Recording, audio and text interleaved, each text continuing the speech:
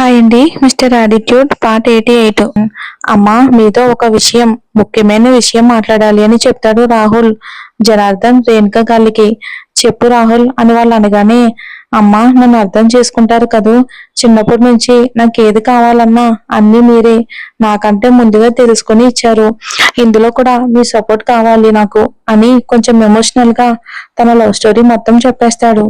ప్రియా అంటే నేత్ర హస్బెండ్ రిషి వాళ్ళ సిస్టర్ కదా, వాళ్ళది చాలా మంచి ఫ్యామిలీ.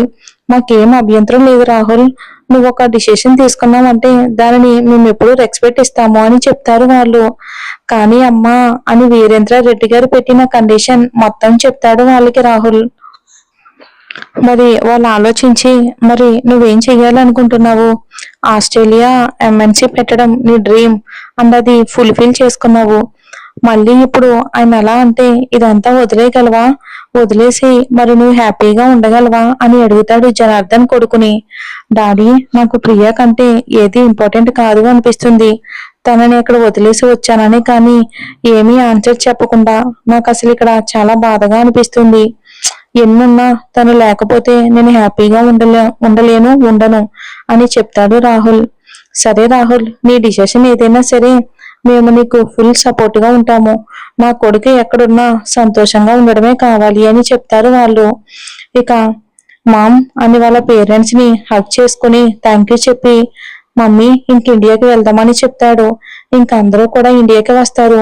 ఎయిర్పోర్ట్ లోకి దిగి నేత్రకి కాల్ చేస్తూ ఉంటే ఎంతసేపటికి కానీ నో రెస్పాన్స్ అని వస్తుంది. కాల్ లిఫ్ట్ చేయదు.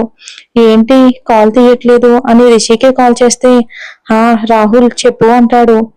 రిషి సార్, నేత్రకి కాల్ చేస్తే ఆన్సర్ చేయట్లేదు, ఎక్కడ ఉన్నారు మీరంతా అని అనగానే, రాహుల్ ఆస్ట్రేలియాలో ఉన్నాడేమో అనుకుని మేము హాస్పిటల్లో ఉన్నామని చెప్తాడు.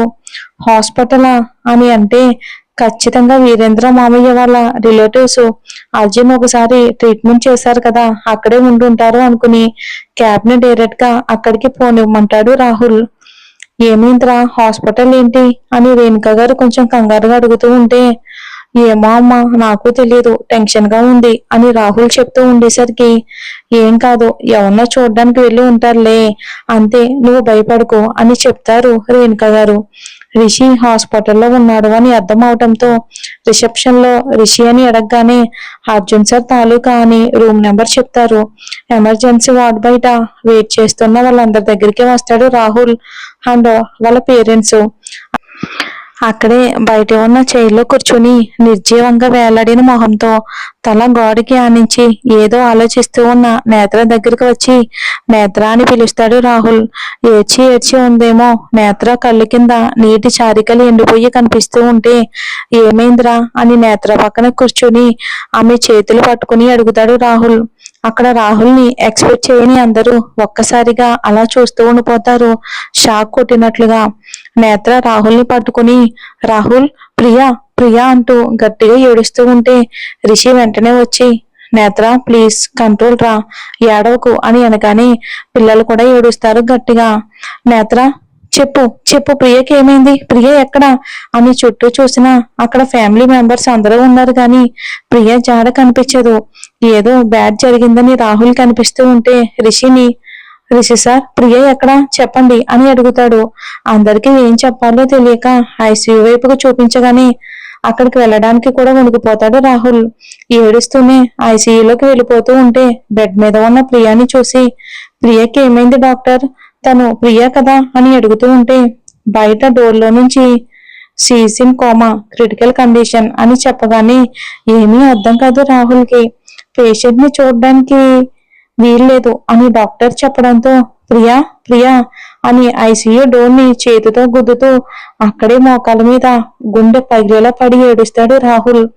రోడ్డు పక్కన దొరికినదయ్యా నా కూతురు, ఏ దిక్కుమాలిన వాళ్ళు కళ్ళు పడ్డాయో ఏందో, ఎవరికి చిన్న హాని కూడా చేయదు, చిన్న దెబ్బ అయినా తగలకుండా అపురూపంగా పెంచుకున్నాము, అట్లాంటిది ముళ్ళలోకి తోసేసి తల మీద రక్తం వచ్చేలా కొట్టారు, వాళ్ళకి ప్రాణం ఎలా ఒప్పిందండి, మనం అన్యాయంగా ఎవరి జోలికి పోలేదు కదా అని ఏడుస్తున్న రాజ్యం గారిని, అత్తయ్య ఏడవకు అని నేత్ర ఏడుస్తూ ఉంటే, నన్ను క్షమించమ్మా, మా వల్లే జరిగింది ఇదంతా, ప్రియని ఇంటి దగ్గర ఉండనివ్వకుండా ఉండాల్సింది అని బాధపడతాడు మహేంద్ర. దూరంగా నిలబడి, ఏంటో ఈ ఫ్యామిలీ డ్రామా చావలేదు కదా, ఎందుకు ఇంత చేస్తున్నారు అనుకున్నట్టు విసుగ్గా చూస్తూ ఉంటుంది తార. మావయ్య, ఇలా చేసింది ఎవరో గాని ఖచ్చితంగా తెలుస్తుంది. సిఐ రానా నా ఫ్రెండే, వాడు నేరస్తుల్ని పట్టుకోవటంలో ఇప్పటి వరకు కూడా వారం కంటే ఎక్కువ టైం తీసుకున్నదే లేదు.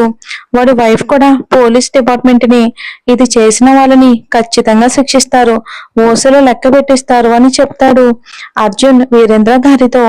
వాళ్ళు పట్టుకుంటే చాలు అర్జున్, నా కూతుర్ని ఇలా చలనం లేకుండా చేసిన వాళ్ళని ఎలా శిక్షించాలో నాకు బాగా తెలుసు, చూస్తారు ఈ వీరేంద్ర రెడ్డి అంటే ఏంటో అని చెప్తాడు వీరేంద్ర. అక్కడ ఉన్న వాళ్ళందరి మైండ్ లోనూ అదే ఉంటుంది. ఈ మాటలు విన్న తారాకి తనని అందరూ దోషిలా చూస్తున్న ఫీలింగ్ కలుగుతూ ఉంటే చీర చెంగితో ఒంటికి పట్టిన చెమట తుడుచుకుంటూ ఈ ఈ జిత్తు ఎక్కడ చచ్చాడో ఏంటో, ఏం చేస్తున్నాడో, ఇక్కడ చూస్తే పోలీసులు పట్టుకుంటాను అంటున్నారు, ఎట్టి పరిస్థితిలోనూ వాడు దొరకకూడదు అనుకుంటుంది. నువ్వేంటి తెగ ఫీల్ అయిపోతున్నావు? ఆ వీరేంద్ర కుటుంబం ఏడుస్తూ ఉంటే మనం పండగ చేసుకోవాలి పిచ్చ మొహం దానా, ఏదో నీ సొంతం అన్నట్టు ముడుచుకున్నావు మొహాన్ని, వాళ్ళు మన శత్రువులు మర్చిపోయావా అంటుంది రాగిని తారాకి మాత్రమే వినపడేలా. అమ్మకి చెప్తే కొంచెమన్నా టెన్షన్ అన్నా తగ్గేది నాకు. అసలు వెళ్ళి తప్పు చేశానా, ఇదేదో తేడాగానే ఉంది అని ఆలోచిస్తూ ఉంటుంది తార. అర్పణ, హాస్పిటల్కి వెళ్ళాలి మనం, ఫస్ట్ విక్టిమ్ని చూడాలి అని అంటాడు రానా. నో రానా, నా వల్ల కాదు, నీకు తెలుసు కదా ఆ అమ్మాయిని తల మీద చాలా గట్టిగా కొట్టారంట, అందు ముళ్ళల్లోకి తోసేసి వెళ్ళిపోయారంట, నేను అదంతా చూసి తట్టుకోలేను అని చెప్తుంది అర్పణ. అర్జున్ చెప్పాడా? 4 years గా ఈ డిపార్ట్మెంట్ లో ఉన్నావు, ఇంకా ఇలా అంటే ఎలా చెప్పు, విక్టిమ్ని చూడకుండా కేసు డీల్ ఎలా చేస్తావు? నువ్వు వెళ్ళు రానా, నువ్వు చూస్తావు కదా, ప్లీజ్ నేను చూడలేను. అయినా వినకుండా సరే బలవంతంగా తీసుకుని వెళ్తాడు రానా అర్పణని హాస్పిటల్ కి. ప్రియాని చూసి వచ్చాక ఏం జరిగింది అని ఎంక్వైరీ స్టార్ట్ చేస్తాడు రానా. మహేంద్ర జరిగింది మొత్తం చెప్తాడు. మీ సిస్టర్ ఇంట్లో నుండి బయటికి వెళ్లారు, ఎక్కడికో కూడా తెలీదు, అండ్ తను మళ్ళీ దొరికింది రోడ్డు మీద, అంతే కదా అని అనగానే అవును అంటాడు మహి. కానిస్టేబుల్ మొత్తం రాస్తూ ఉంటే అక్కడ ఉన్న అందరినీ అబ్జర్వ్ చేస్తూ ఉంటాడు రానా. అందరికీ సంబంధం లేనట్టుగా కొంచెం దూరంగా నిలబడి ఉన్న తారాని చూసి, మీరు పేషెంట్ కి ఏమవుతారు అని అడగగానే బీపీ రేజ్ అయ్యి మాట రాదు నోటి వెంబడి తారాకు, మా చిన్న కోడలు అని చెప్తారు రాజ్యం. ఎవరు సిటీ దాటి వెళ్ళకండి, సిటీలో ఉంటూ మీ పనులు చేసుకోవచ్చు అని చెప్పి అర్పణ కమ్ అని అంటాడు. అక్కడి నుండి కదులుతూ రానా. కానిస్టేబుల్ జీప్ తీగానే ఫ్రంట్ సీట్ లో కూర్చుని రానా నేరుగా ప్రియ దొరికిన స్పాట్ కి అయితే వెళ్తాడు. అక్కడ బ్లడ్ మార్క్ చూసి, చూసావా రానా ఎంత దారుణంగా చేశారో ఒక అమ్మాయిని, ఛే ఈ విల్ డెఫినెట్లీ పనిషబుల్, అండ్ నాకెందుకో ఇది చాలా దగ్గర వాళ్ళే చేశారు అనిపిస్తుంది అంటుంది అర్పణ. అంటే ఇప్పుడు హాస్పిటల్లో ఉన్న వాళ్ళే మెయిన్ రీజన్ అయి ఉండాలి అంటావు అంతేనా అని అంటాడు రానా అర్పణతో. మరి ఏం జరుగుతుందో చూద్దాం.